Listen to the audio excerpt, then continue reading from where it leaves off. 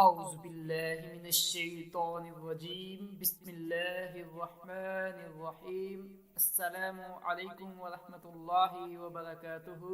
آج کا سوال ہے کہ بعض اوقات کھانا پکاتے وقت اس کا ذائقہ معلوم کرنے کے لیے معمولی مقدار میں چکھا جاتا ہے کہ ایسا کرنے سے روزہ ٹوٹ جاتا ہے۔ اکثر خواتین کو یہ مسئلہ درپیش ہوتا ہے کہ کھانا پکاتے وقت اس کو چھکنا پڑتا ہے، تو روزہ کی حالت میں کیا کیا جائے؟ تو اس کا جواب ہے، کھانا پکانے والے کے لیے جائز ہے کہ زبان کے ایک کنارے سے کھانے میں مٹھاس، نمک یا دوسرے ذائقے معلوم کرنے کے لیے تھوڑا سا چکھ لیں، لیکن وہ یہ احتیاطاً کرے کہ چکھی ہوئی چیز کو حلق سے نیچے نہ اترنے دے، بلکہ وہ ذائقہ معلوم کرنے کے بعد فوراً باہر نکال دے اور کلی کر لینی چاہیے۔